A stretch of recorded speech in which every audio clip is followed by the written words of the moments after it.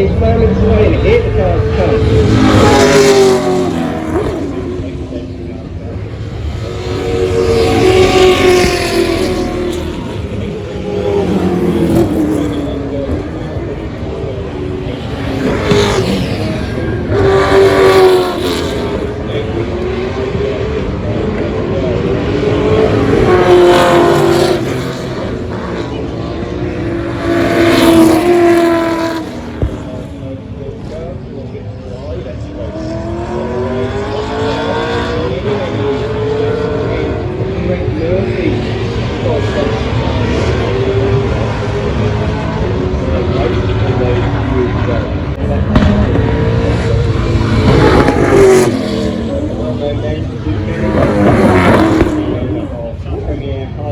Racing in the Supercars Championship.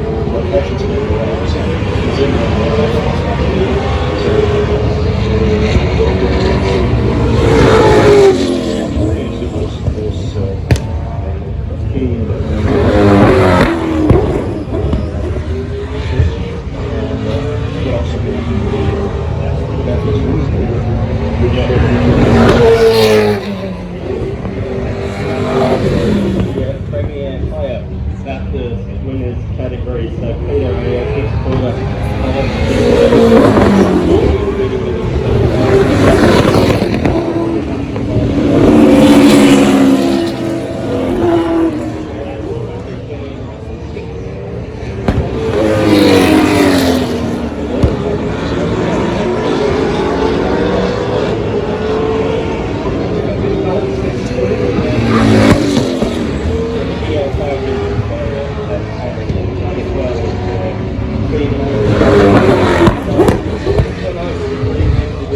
Motor racing vehicle as well.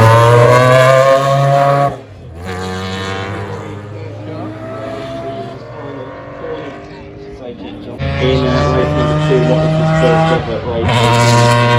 Dunlop Super 2 Series. Craig, of course, busy these days doing Supercars commentary commitments as well as his Super Cheap Auto wildcard drives at Bathurst.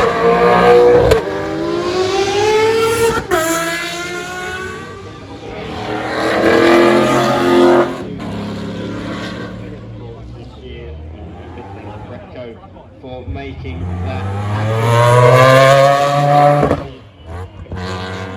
vehicles out there on the racetrack sharing together. We've got a few from Invitational, but we've also got a couple of, well, that Lexus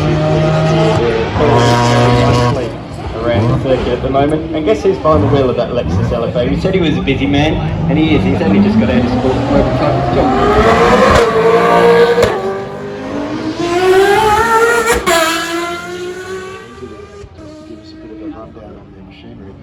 John Paul Drake's comment is quite simple, best sounding car.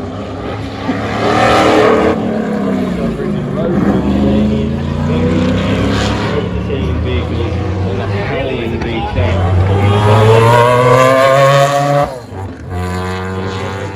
We've got from the big Brabham to the Brabham, the BT62. It's a player. made its entry. We all said straight away, that's such a great car. And it is there now. It's just approaching 10 o'clock. I believe Charlie VALO is down there in the Grand Marquis with our first guest for the weekend. She's down there with Peter Hughes. So if you're watching on around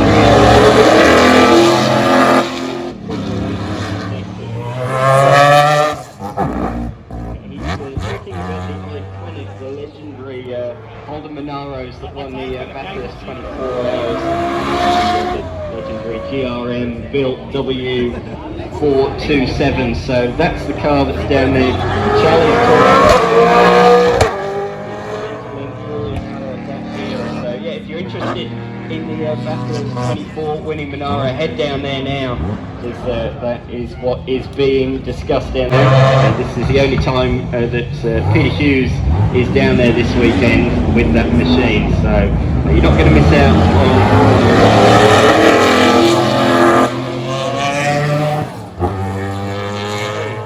Coming to a conclusion, they'll only have a couple more laps, and then it's what many people have come here to see, the legendary Formula 1 cars, including an Australian Grand Prix winner. And so many of the vehicles that are here this weekend did drive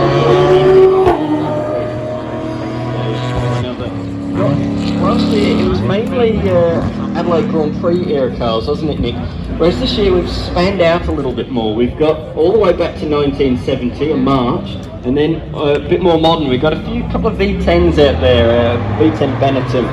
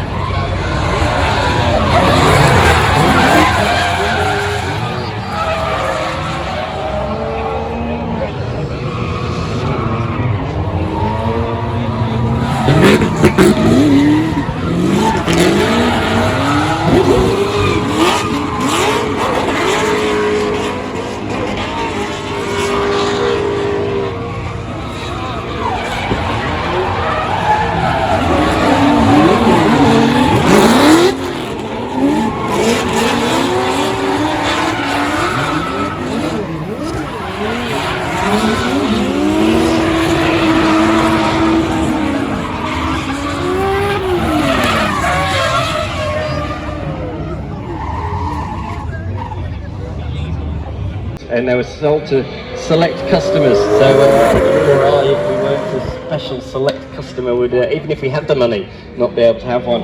One of my favourite cars, the LaFerrari, a really nice looking machine. As we see, the 599, sorry, that's the 812 Special coming into the final turn and roaring away down the pit straight there. So this particular machine only made last year. Fraser Ross behind the wheel. You may know Fraser Ross for his exploits in GT racing around Australia.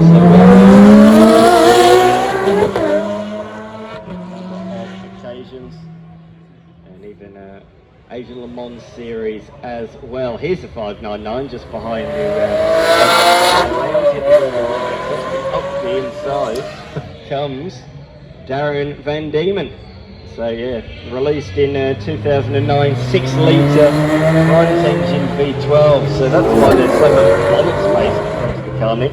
Got to slap a big V12 under there. That's certainly a 6-litre V12 uses up an awful lot of room in an engine bay. And that, you know, that has for so long been the benchmark of maximum effectiveness from an engine, 100 horsepower.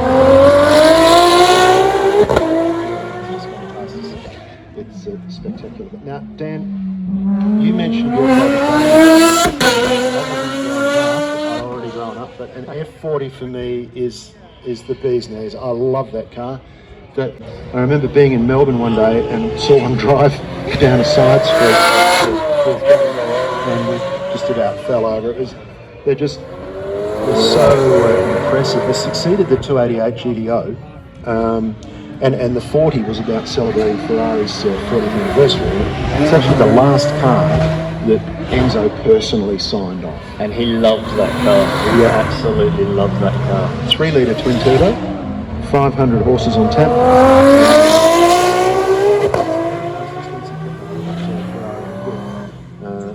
They planned 400 units, but I think in the end they actually built more than that. They built a lot more. Lawson finds his way by. He is on the tail of the 2010 Supercars into the hairpin.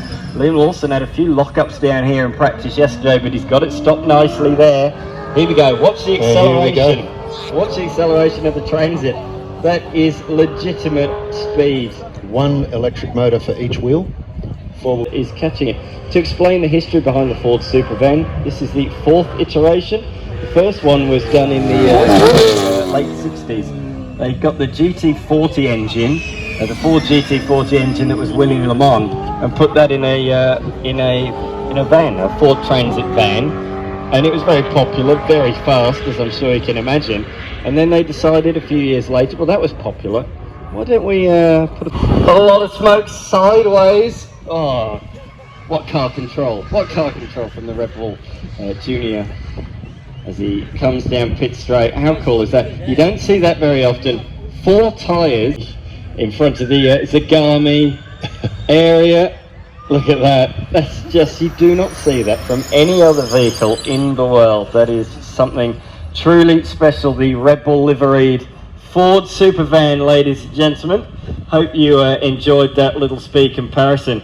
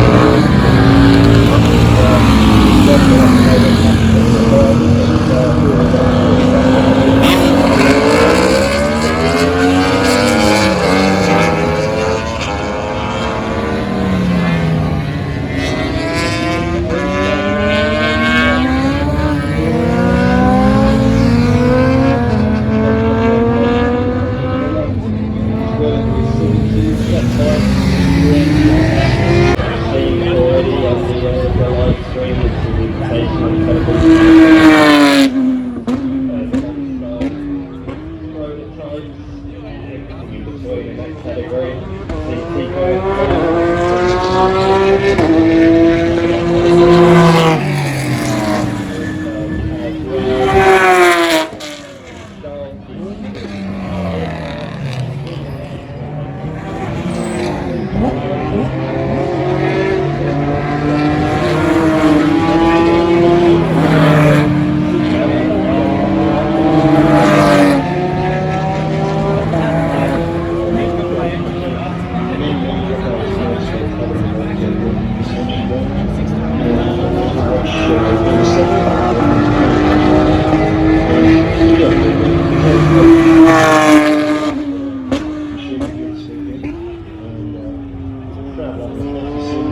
For 4,000 people, so they have a wonderful motorsport history and a wonderful history of Australian vehicle manufacturing.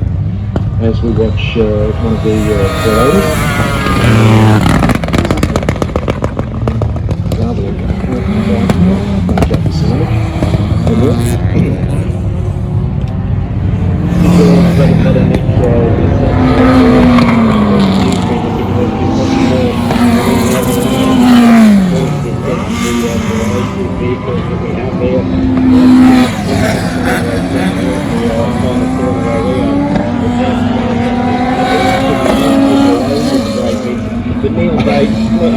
we're all enjoying the course. We've got to thank Neil Bates and the Bates Motorsport team for bringing down their vehicles. They brought down a lot of Toyotas, this being the oldest in that particular range. And this is like a replica, a tribute to the Oda Anderson car from that rally period where they ran as a World Rally Championship car. And you can see Neil treating all the surfaces as gravel, putting the car sideways wherever he can. He's probably running it on rally cars. Just to finish them off. Neil, of course, 4 times Australian Rally Champion, and a long relationship with Australia, going over 19 years himself as a driver, but even longer than that.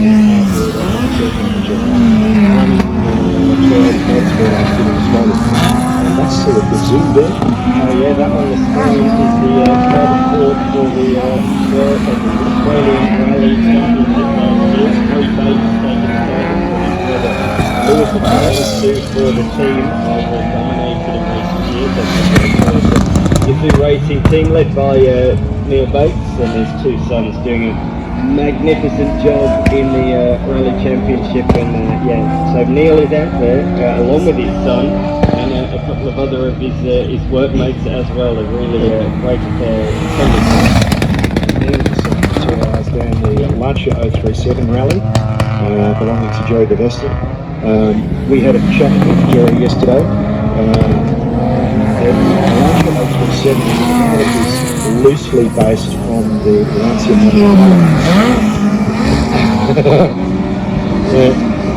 there is only one way to drive the Westwood, that's sideways.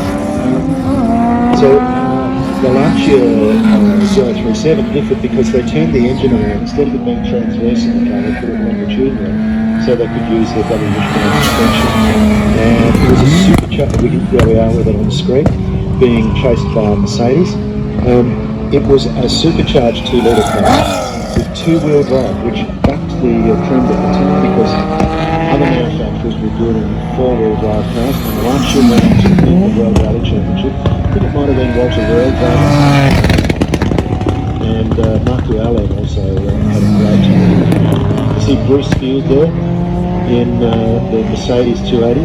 This is the car that his mum used to drive to school in when he was a boy, and I think his sister drove it for a while after that. And it had a bit of a gap here, sort of a decade, and then Bruce decided that that was a really good rally car.